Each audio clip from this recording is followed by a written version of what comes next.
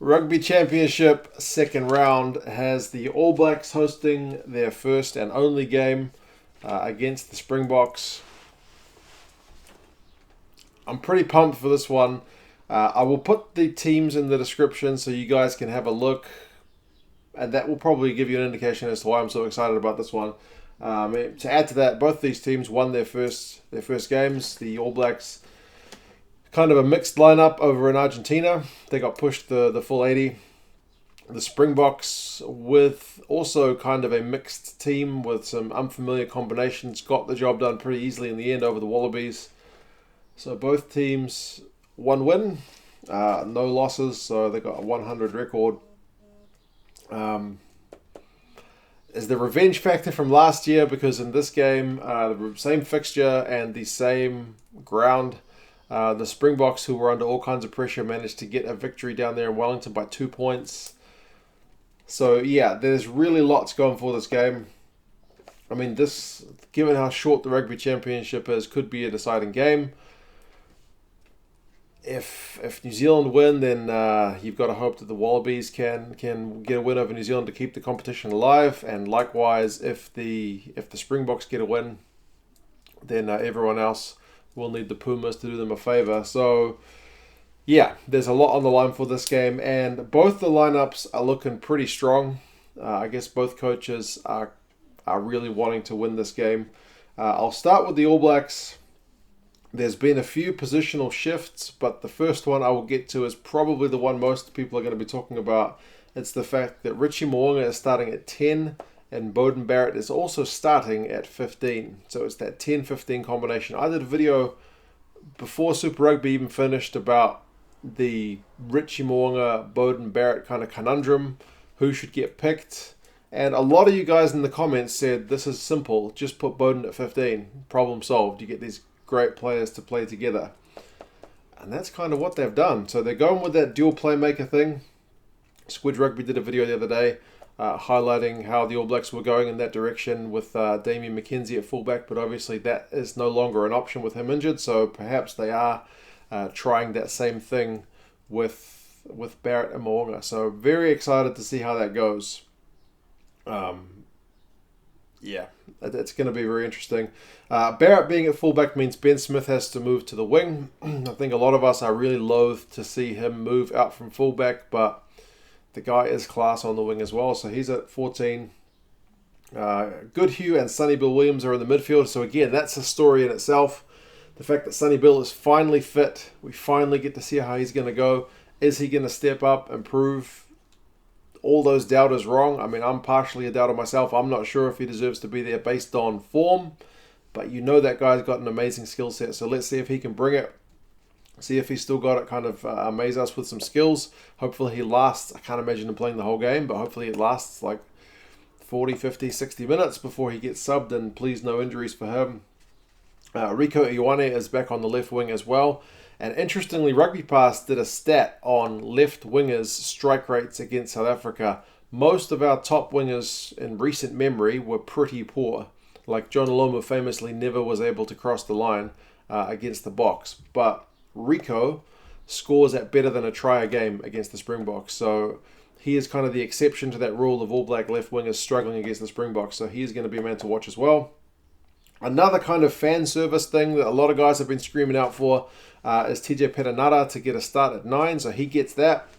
So a lot of that stuff we've wanted to see is going to happen in this game. So he's there. In terms of the forwards, they've brought all these Crusaders guys back. So Owen, Franks, Codie Taylor, and Joe Moody are that front row.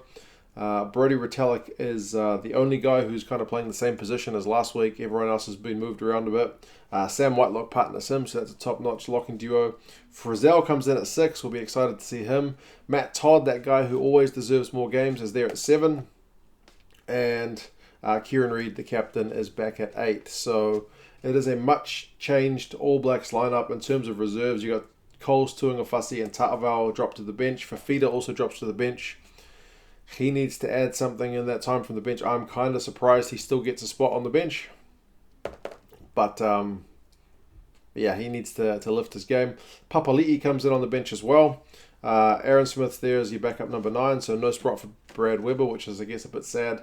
ALB is on the bench along with George Bridge. So that's pretty much the entire All Black team. But again, you guys can have a look in the description and let me know your thoughts. The Springboks, again, very interesting lineup, and added to the fact that a lot of these guys travelled early. The ones who didn't play were in the squad last week. A lot of them came across, I think it was like 10 guys, came across early to try and alleviate as much of that travel factor as possible. Obviously, the All Blacks have got these Crusaders guys who didn't travel, so both sides should be relatively well rested. Willie Roux comes back at fullback for the Springboks, so we'll be interested to see him get a go. Colby and Mapimpi are your wingers, so Colby is in, Mapimpi keeps his spot from last week. The midfield is and De Allende. I was kind of hoping to see it the other way around with resuming his partnership with Esterhuizen. But Esterhuizen kind of disappointed last week, and I was hoping for some time to see Creel and De Allende together, but Russie knows better and he is going the other way around. So we will see how those two guys go. Hopefully De Allende doesn't hang on to the ball too much. I love him crashing that ball up, but too often he's guilty of not passing. So hopefully the coach has kind of drilled that into him, that he's allowed to let the ball go from time to time. Andre Pollard is back as well. I mean, Elton Yankees was good last week, but I don't know that many Springbok fans who would say, yeah, I'd rather have him in than Pollard. That's pretty much a universal decision. So Pollard is there and Faf de Klerk is back. Good news story, though, is the fact that Herschel Yankees keeps his spot in the squad. He is relegated to the bench, but he still gets a reward for that outstanding performance last week. So that's very good stuff to see. In the forwards, Duane Vermeulen is going to captain the side from number 8. So he's an exciting guy to see back. Very aggressive ball carrier. Pieter-Steph du Toit is going to be that tackling machine there as well. In the loose forwards, Quacka Smith gets a run. I think they said it's only his second ever test for the Springboks. The guy has been around the circuit a fair bit with his 7s. My daughter's crying because she also thinks Quacka Smith should have had more tests than he's had. He's been good for the Lions. He's athletic. He's a very dynamic ball carrier as well. Decent fetcher. So the big question mark about him is always his size, because he is kind of smallish for a loose forward, but he's got Pieter-Steph du Toit and Duane Vermeulen around him who are big boys. So hopefully that kind of balances things out and Quacka Smith gets a good game. Excited to see Franco Mostert back from Gloucester, so he's in the second row alongside Etzebeth, who keeps his spot but not the captaincy because that's with Vermeulen. So yeah, Mostert's there, and he's got a great relationship with Malcolm Marx. So Malcolm Marx is at number 2. I expect their lineup to go pretty smoothly if they can kind of rekindle that bond that they've had from their time at the Lions and at the Springboks. It's usually pretty solid with those two guys working together. Props have changed as well with Malherbe and Kitshoff starting, and that's a pretty solid looking scrum. Like, Malherbe may not be the flashiest guy in the world, but he is a good scrummager, gives away very few penalties at scrum time, so I would expect that area to be solid. Kitshoff's a legend, man. That guy, he does a bit of everything as well. He can even pilfer, so good guy to have. The bench, Mbonambi moves to the bench, as does Mtawawira and Inyakane. Experienced bench to have though, so pretty trustworthy to bring on. Achia Sneeman gets a run from the bench, so hopefully he gets some minutes kind of early, because he's always a joy to watch with those silky skills he's got for a big second rower. Francois Lowe is there. He was good last week as well, so he'll bring some pressure at the breakdown at the end. As I said, Herschel Yankees is there. Franz Steyn, who impressed from the bench last week, will hopefully do the same here as well. And Jesse Creel is there too. So, yeah, man. Very interesting looking squads. Very pumped for this game. Over the last 5 games, the record is 4-1 in favour of New Zealand. But as I said, that one for South Africa was that last game in Wellington. So it was this repeat fixture last year that the Springboks won. So that will give them a bit of confidence. The average score over those last 5 games, though, is pretty heavily favouring New Zealand with an average of 41-21. But you've got to take into account the fact that that includes a 57-0 blowout to the All Blacks. And if you look at the last 3 games, it was a 2-point game to New Zealand, a 2-point game to South Africa, and a 1-point game to New Zealand. So the last 3 games have been extraordinarily close. So let's hope for something like that this week. The bookies have got the All Blacks by 11 points. I think the All Blacks would take that. There's still a bit of, as much experience as they've brought back. There's still a few kind of new combos there as well. And yeah, that's a pretty strong looking South African team. So yeah, that is the preview for this one. I'm very excited about it. I don't think I'll live stream this one because I really want to just watch the game.